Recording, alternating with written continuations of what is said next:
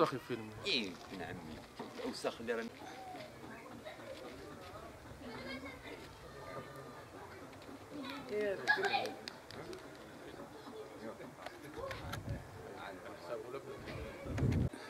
روح دير معنا ريبورتاج.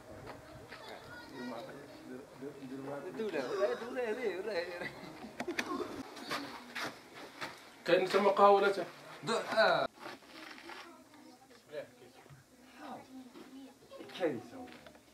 كلا البارح هربنا كلا واحد دبر وين يا ولدي كان غير واحد دبر كيما قلت قلت لهم كاع ما تدخلوا بس خلاص هذه هي الدونجي كاع في الطريق.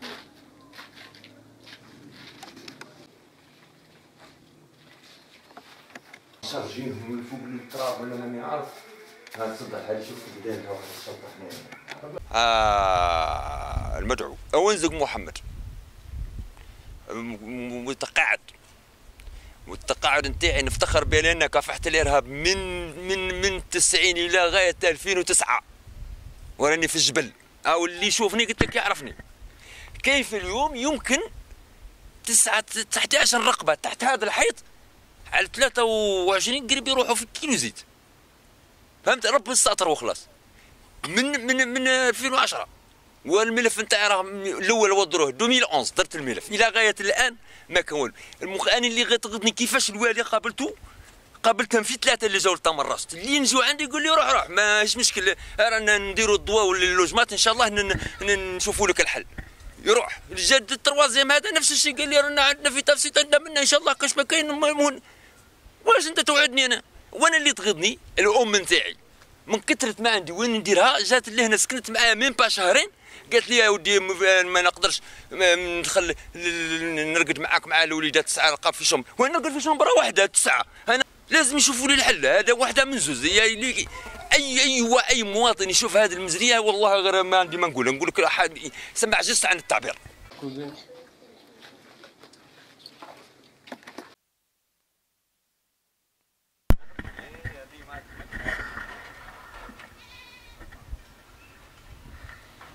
الطلب نتاعي والامنيه واكبر طلب نطلبه هو السكن زعما مأوى وين تستر العائله نتاعي.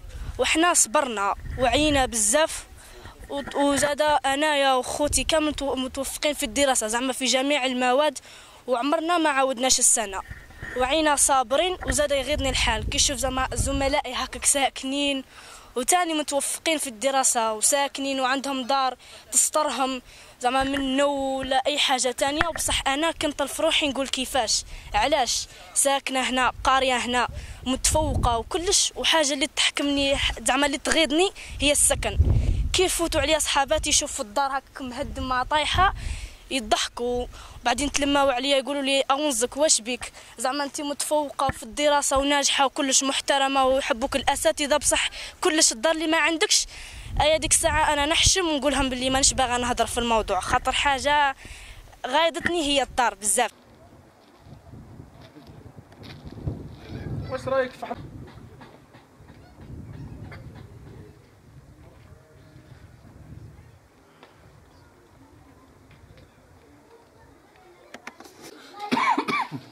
العيل هذا كان يقدر يجيبهم لنا نصوروهم العيل كان يقدر يخرج العيل يخرجهم. اروحوا هنا اخرجوا اروحوا هيا اخرجوا اروحوا اخرجوا. بسم الله الرحمن الرحيم. نشوف هذه الوضعيه هذه المزريه نتاع هذا الشخص هذا فعلا يعني وضعيه مؤثره يعني وحزينه.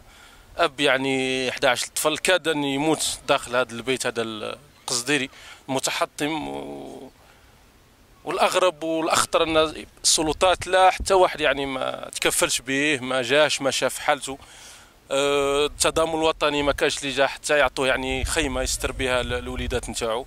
باتوا البارح تحت في العراء لولا يعني الحمد لله وليدات الفاميليا والجوارين هنا راهم جايين يواسوا هاد الناس هادو. وفعلا هذا الشخص هذا يعني